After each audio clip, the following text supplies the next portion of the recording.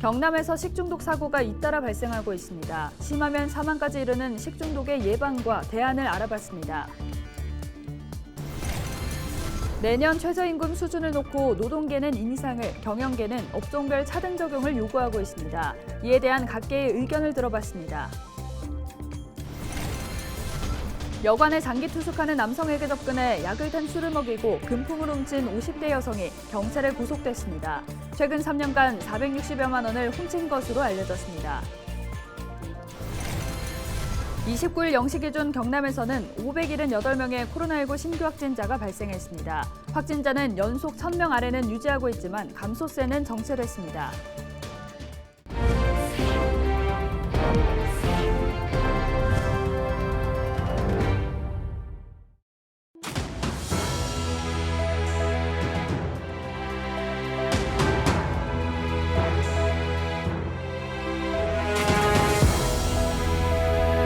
여러분 안녕하십니까? 헬로티비 경남뉴스입니다. 최근 경남에서 식중독 사고가 잇따라 발생했습니다. 음식점이나 단체 급식에서 대부분 발견됐는데요. 식중독에 걸린 사람들은 설사와 구토는 물론 사망에 이르기까지 했습니다. 요즘 같은 장마철에 각별히 조심하셔야겠는데요. 김영민 기자가 취재했습니다. 김해의 한 냉면집입니다. 굳게 닫힌 문에 영업정지 안내문이 붙어 있습니다. 지난달 이곳에서 음식을 먹은 손님 34명이 식중독에 걸렸고 이 가운데 60대 남성 1명은 숨졌습니다. 원인은 냉면에 올라간 계란 지단인 것으로 밝혀졌습니다. 보관 기준 위반을 해가지고 상온에 냉장 보관을 안 하고 상온에 계란을 보관해서 그거는 위반 사항으로 적발된 거고. 지난 16일에는 경상남도가 운영하는 대학생 기숙사인 남명학사에서도 식중독 의심 신고가 접수됐습니다. 자체 조사에서 28명의 학생이 식중독 증상을 보여 창원시가 역학조사에 나섰습니다. 조사 결과 실제 증상을 보인 학생은 이보다 더 많은 것으로 알려졌습니다.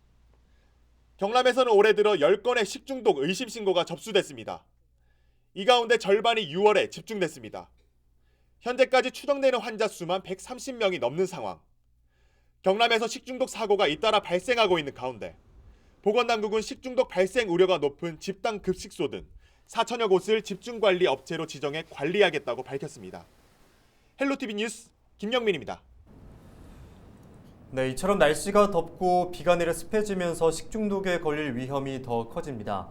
최근에 사망사고로까지 이어진 김해의 한 냉면집 식중독 중독은 살모넬라균이 그 원인이었는데요. 어떻게 하면 식중독을 피할 수 있는지 그 예방법에 대해 전주현 기자가 알아봤습니다.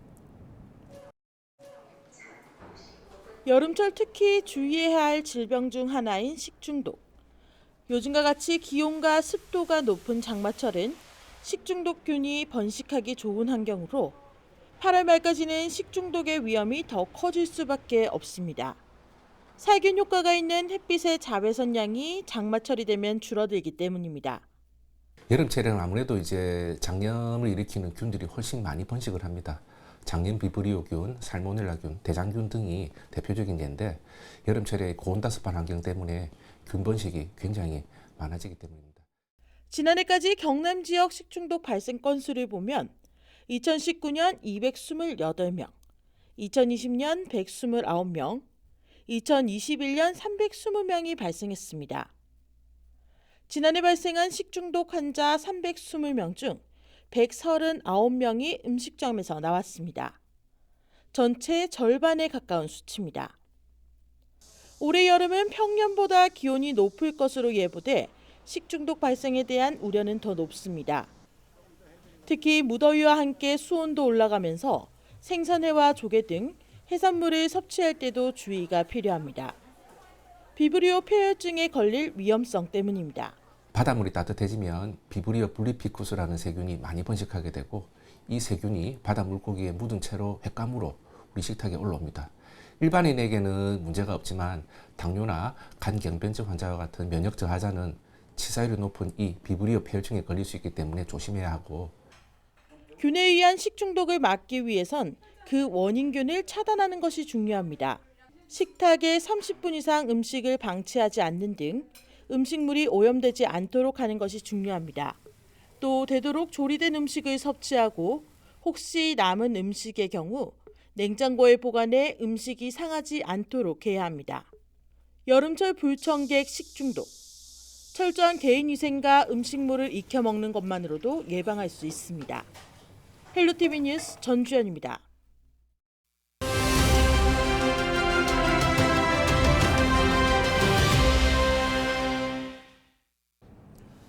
네, 최저임금위원회가 내년 최저임금 수준에 대해 6차례 논의를 벌였습니다. 노동계는 올해 9,160원인 최저임금을 내년에는 1,890원으로 인상할 것으로 요구하고 있는데요. 경영계는 최저임금을 업종별로 차등 적용해야 한다는 주장입니다. 최저임금에 대한 각계의 의견은 어떨까요? 여론은 지금 전소연 기자가 취재했습니다. 내년 최저임금을 논의하는 6차 전원회의가 지난 23일 열렸습니다. 노동계는 물가가 상승하는 만큼 노동자들의 임금도 올라야 한다며 내년 최저임금으로 1,890원을 제시했습니다. 하지만 경영계는 고물가 고금리로 중소기업과 소상공인들의 고통이 크다며 최저임금 인상이 아닌 업종별 차등 적용 도입 방안을 강조했습니다. 최저임금에 대한 각계의 의견은 어떤지 들어봤습니다. 아직까지 정상 회복이 되려고 그러면은 한 1년 반 이상 걸려요. 그래서 인상이라는 것 자체가 논의 자체가 시기상조라고 저는 생각을 합니다. 물가가 오르는 세대이기 때문에 이제 임금도 올라야 되지 않나. 물가와 함께 임금이 올라야 경제가 회복되지 않나라고 생각합니다. 경제 회복 전까지 최저임금 상승을 미뤄야 한다는 입장과 경제 회복을 위해 최저임금을 올려야 한다는 입장이 맞섭니다. 근로자들, 일반 국민들의 삶을 올리겠다 인정해요. 근데 저희도 자영업자들 쪽에서는 우리가 원하지 않은 상황에서 영업을 할 수가 없었어. 일단 동결, 그리고 올린다면 국가가 보전 시스템을 강구해서 달라. 1,890원은 지금 물가 인상에 비해서 턱없이 부족한 상태로 요구하는 것이고요. 임대료를 과도하게 지금 인상되고 있는 이런 부분들에 대한 시스템적인 제도적인 개선이 없이 일방적으로 노동자들의 희생을 강요하는 것이라 생각이 들고요. 코로나19로 자영업자 쪽이 희생을 해왔다는 의견과 노동자들에게 희생을 강요하지 말라는 의견도 평행선을 달립니다. 장사도 안 되는데 일단 재료비, 다 인건비 다 올라가죠. 인건비하고 재료비하고 고정비용으로 차지하는 비 올라간다 그러면 결국은 이 장사를 하는 사람들이 가게를 접어야 된다는 얘기를 많이 하죠. 근데 사실 9,160원 받아도 한 달에 이제 학교 수업도 하고 막 하다 보니까 일을 하고 나면 한 달에 한 30, 그게 대학생이 생활하거나 생활비로 하기에는 조금 놀고 이러고 옷 사고 이러면 조금 부족해요. 그래서 오르면 좋긴 하는데 물가는 좀 안 올랐으면 좋겠어요. 사람을 채용해야 하는 자영업자와 단기 일자리를 구해야 하는 학생 간의 입장차도 큽니다. 또 최저임금이 올랐으면 하면서도 고용 위축이 걱정된다는 목소리도 있었습니다. 알바생들 입장에서는 많으면 좋겠지만 고용 문제에서 봤을 때는 그냥 지금 이 상태가 적절하다고 저는 생각을 해서 그냥 동률로 가고 고용을 더 많이 뽑든가. 근데 왜냐면 이제 사장님들도 많이 안 뽑더라고요, 사람들을. 최저임금 고시시한은 8월 5일로 늦어도 다음 달까지는 결론 내려줘야 합니다. 노동계와 경영계가 어떤 절충점을 찾을 수 있을지 주목됩니다. 헬로티비 뉴스 전소연입니다.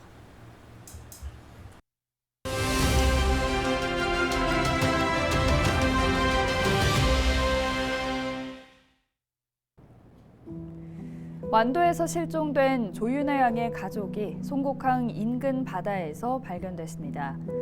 29일 끌어올린 차량 안에서는 가족 3명의 시신이 확인됐는데요. 가족의 비극에는 사업 실패가 원인으로 추정되고 있습니다. 조윤아 양은 학교에서 밝은 아이였다고 하는데 올해 유독 체험학습 일수가 많았다고 합니다. 학교 측은 조 양이 예정된 날짜에 등교를 하지 않자 가정 방문 등을 거쳐 경찰에 신고했습니다. 그리고 신고 일주일 만에 차가운 바닷속에서 발견됐습니다. 주변의 조치가 조금 더 빨랐다면 비극을 막을 수 있지 않았을까 짙은 아쉬움이 남습니다. 코로나19라는 긴 터널을 지났다고 하지만 주변에 힘든 사람이 많습니다. 평소와 다른 사람들은 없는지 주변을 한번 둘러보는 건 어떨까요? 지금까지 데일리 브리핑이었습니다.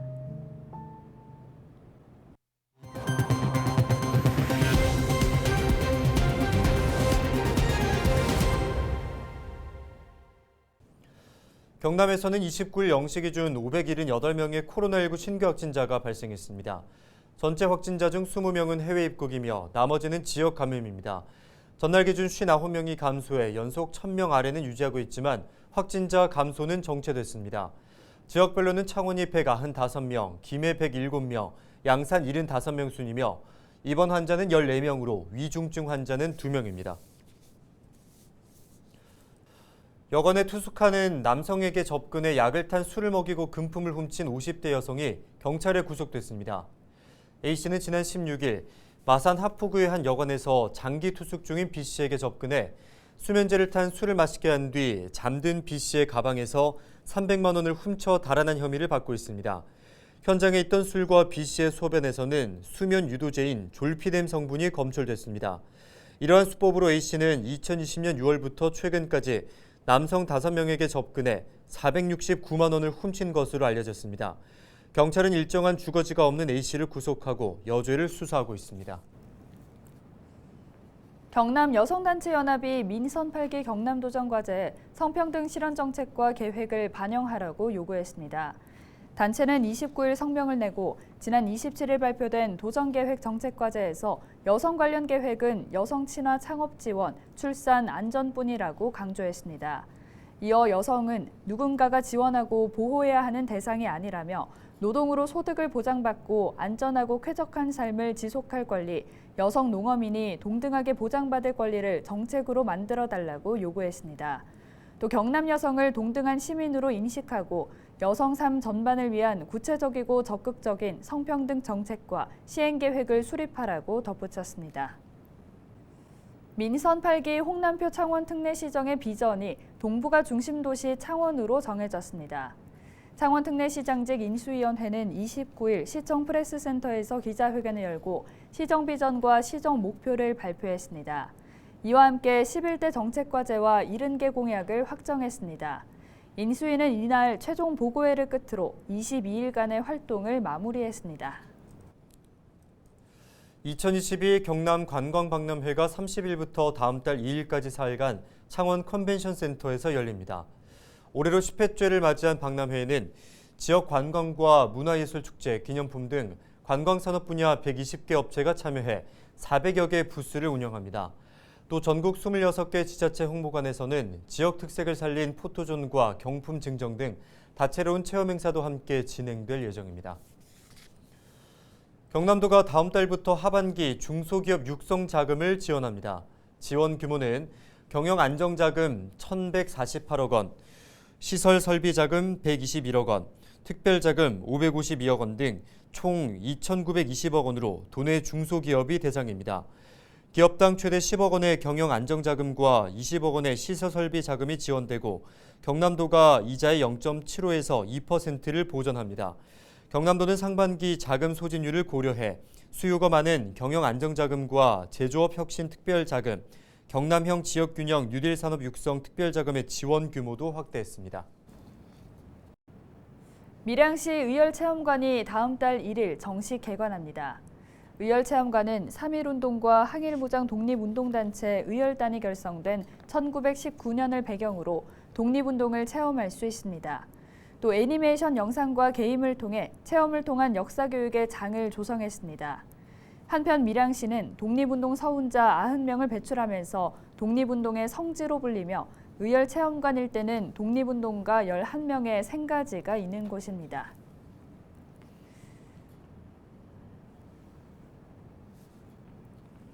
경남도 교육청이 40년 이상 된 노후화된 학교 75곳을 선정해 보수와 리모델링을 실시합니다. 경남교육청은 연도별로 오는 2025년까지 총 공사비 6,800여억 원을 투입해 진행합니다. 공사는 2023년 30개 학교 41동, 2024년 28개 학교 36동, 2025년에는 17개 학교 22동에 대해 실시될 계획입니다. 대상 학교는 기존 건물을 철거하고 새로 짓거나 철거 없이 내부 수리됩니다. 이상으로 뉴스를 마칩니다. 함께해 주신 여러분 고맙습니다.